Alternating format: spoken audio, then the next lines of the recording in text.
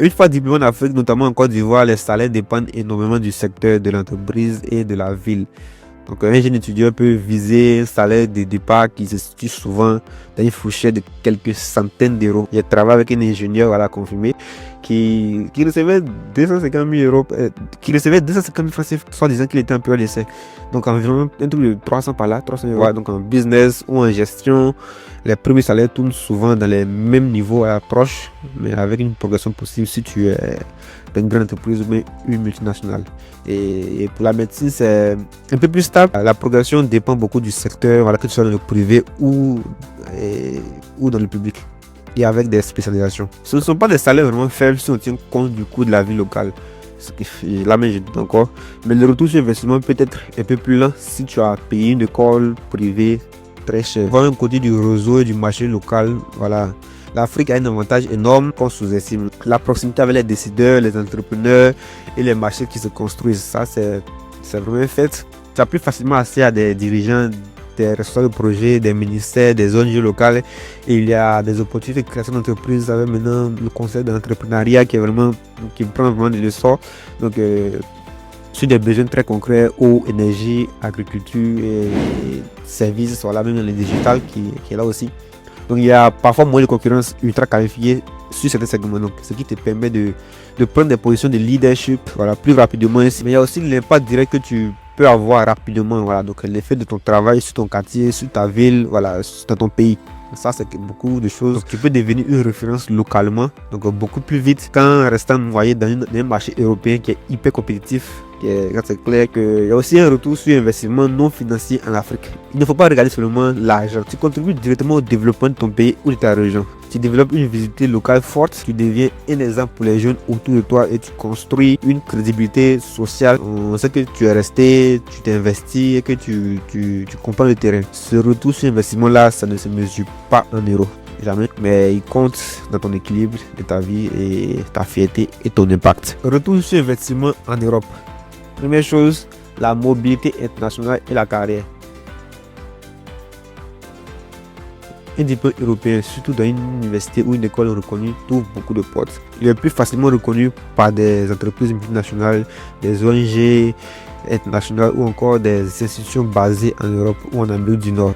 Partout dans le monde, tu as quand même une grande mobilité et tu peux démarrer ta carrière en Europe. Tu peux commencer là-bas et puis revenir en Afrique avec une expérience nationale. Voilà. Ce qui peut donner un gros avantage sur le marché local et ça, c'est vraiment ce qui se remarque. La plupart des grands postes, des pays ont fait des études en Europe. Donc, en termes de postes et de salaire, tu n'achètes pas seulement un papier, tu achètes de la crédibilité, de la mobilité et du temps gagné sur certains processus de recrutement. Et tu as le visa et des opportunités après les études. Donc, dans plusieurs pays européens, tu as des dispositifs post-études. En France, par exemple, il existe des titres de séjour pour recherche d'emploi ou création d'entreprise après un diplôme. Donc, ce qui te laisse un certain temps pour trouver un CDI ou te lancer dans un projet. Si tu obtiens un contrat stable, tu peux ensuite basculer vers un titre de séjour. Ça ne veut pas dire que c'est facile. La concurrence est réelle. Voilà. Déjà, même avant même d'entrer dans le pays, avant même de venir en France, les démarches administratives peuvent vraiment très lourdes. Et encore même pour avoir ce titre de séjour dont je viens de citer, les démarches sont encore plus énormes en fait. Mais le cadre légal existe et si tu es stratégique, tu peux le transformer en opportunité. Si tu t'intéresses à la recherche ou à l'innovation, tu as accès à des laboratoires bien équipés, des plateformes techniques, des bibliothèques numériques et des conférences, énormément de conférences vraiment très instructives qui ont lieu chaque année dans mon école. Donc ainsi, tu te crées vraiment un réseau scientifique et professionnel qui te suivent longtemps, même si tu décides de rentrer au pays plus tard. En gros, pour ce retour sur investissement en euros, on va dire que tu investis plus cher, mais tu achètes du temps et de la crédibilité et une capacité à te projeter dans plusieurs pays et pas seulement un.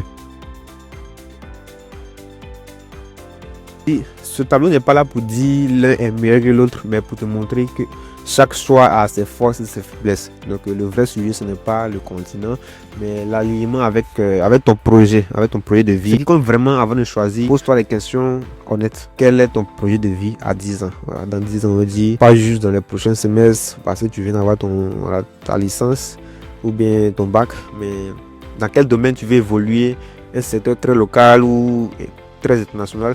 Est-ce que tu es prêt à t'adapter à un nouveau pays ou une nouvelle langue, un nouveau climat? C'est vraiment compliqué souvent. Quel est ton niveau d'information réelle? As-tu parlé à tes anciens? Tu as consulté les statistiques? Tu as vu les conditions de visa, pour avoir un visa, les salaires et le coût de la vie? Et plus ton information est solide, moins ton choix sera basé sur des émotions, ou la pression sociale. Donc si tu dois retenir quelque chose de concret, compare toujours le coût total et le retour sur investissement, pas seulement les frais de scolarité. Intègre le logement, la nourriture, les transports, les démarches administratives. Renseigne-toi sur les anciens diplômés. Où travaille-t-il? Dans quel pays est... Ça, ce sont des indicateurs réels pour une école. Cherche les bourses et les aides avant de postuler. Beaucoup d'étudiants se censurent parce qu'ils regardent seulement le prix brut, et se disent déjà c'est déjà énorme, la scolarité coûte 10 000 €, donc je suis fermé, donc faut pas se fermer, cherche les autres opportunités de bourse. Pense long terme, pas prestige. Un logo sur un diplôme ne remplace pas tes compétences, un réseau et un projet clair. Donc rappelle-toi, ton diplôme ne définit pas ce que tu fais, les projets que tu lances, les problèmes que tu résous. C'est ça qui construit ta valeur. Donc pour terminer, on va dire qu'il n'y a pas de mauvais continent pour étudier. Il y a surtout des choix mal préparés, des décisions mal prises sous la pression ou par imitation.